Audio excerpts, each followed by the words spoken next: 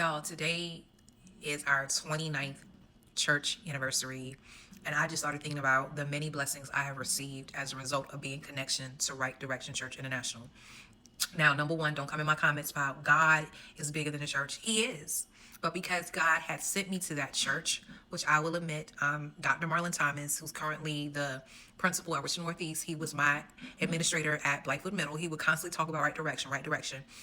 And I never forget when somehow I remembered that Pastor Gould, the late Pastor Gould, had spoke at Right Direction. And anybody knows anything about Pastor Gould, God bless his soul, didn't just speak anywhere. So the fact that he spoke at Right Direction Christian, I think it was Ministries at the time, Christian Church Ministries, that said a lot to me. So automatically, it took me a while to get there, but I got there.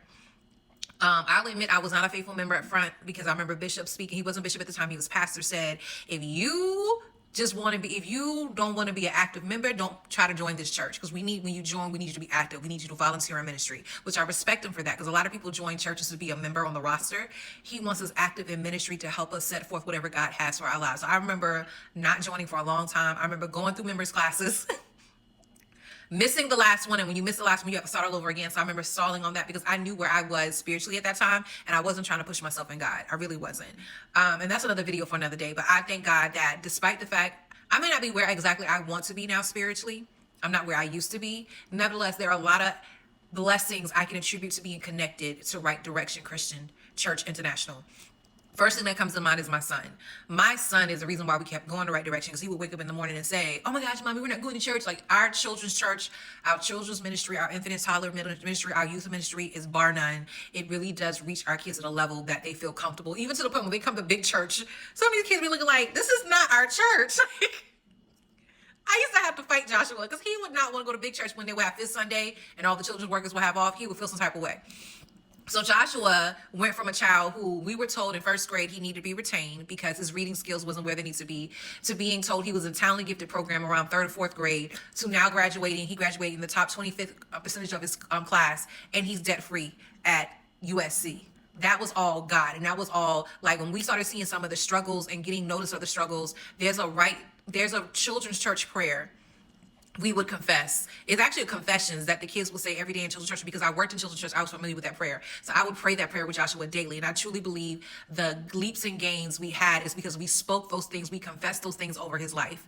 Me personally, when I think about myself financially and what I went through, and how you're looking at someone who went through a foreclosure, a repossession, and I'm on the other side of that with 2 debt-free cars. Thank God, 2 debt-free cars, and I'm in my second home. God is doing the awesome doggone thing. I also believe that I've never shared this publicly. Well, not on this platform. I do believe my relationship with my mother is closer because of Right Direction Church International. When some of the things that Pastor Marsha and Bishop would talk to us about, I came with a different lens of things, because obviously we're being transparent, we're being honest. When we come to the knowledge of motherhood and we come to the knowledge of things that we feel like should have been done a certain way as a parent, and we realize our parents did not do some of those things, some of us hold grudges in places that we shouldn't hold it. Not realizing that your parents knew what they knew and they did what they knew. My mom did the best that she could. And please know, I'm not saying anything negative about my mother, but there were certain things that I noticed and I'm like, dang, she didn't do this, she didn't do that I felt like she should have done. And that caused a strain in our relationship. And definitely when my dad passed, that was a huge hole for us because we did not know how to mourn together, if I'm being honest. Nevertheless, our relationship has grown to the point, if I don't hear from my mom in a day, it's a problem. I need to call, what's up? And somebody should be like, what's going on? I said, I hadn't heard your voice. I need to talk to you. So even though we live 10 minutes apart, if I don't see or hear, because we don't know, every now and again I'll pop up a person, my mama don't be at home. Y'all, my mama don't be at home. But anyway, the point I'm trying to make is our relationship is closer. Like, I even said at her 70th birthday party last February, she turned 70. And when I say last, 2024, she turned 70. And I remember saying in my speech, I now can say in the last 5 years, I can definitely say my mom is my best friend. And I definitely attribute that to the teachings I learned for church and just growing as a person. So I can keep going, but those are the main things I want to bring to your attention. If you're a Christian, you need to be connected to somebody. I'm not saying you have to join my church, but I do believe you need to be a part of someone's ministry that's going to pour into you and remind you that even though it's dark right now, that light is going to come. And that's what kept me going in the midst of my dark times. I always knew that light was coming, that hope was going. There was a word that was said, there was laying hands on. Oh, that was the one thing I forgot, y'all. My healing, my healing, my healing, my healing. Immediately when I found about the neurosarcoidosis, or not even about the neurosarcoidosis, there were times where going through the headaches and whatnot, and Bishop would pray over me. And this wasn't an immediate situation.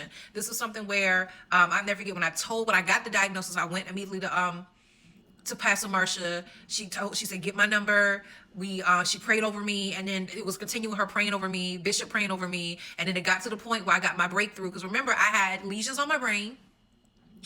And then they found out a huge another mass had covered my brain. And that's what caused me to have the seizure that sent me to the hospital. Well, all of a sudden that mass disappeared. Then eventually about 4 years later, I want to say, the lesions are completely gone. And it's through prayer and through belief and them laying hands on me, again, connected to pastors who God saw something in me, that they poured something in me, and it's a blessing.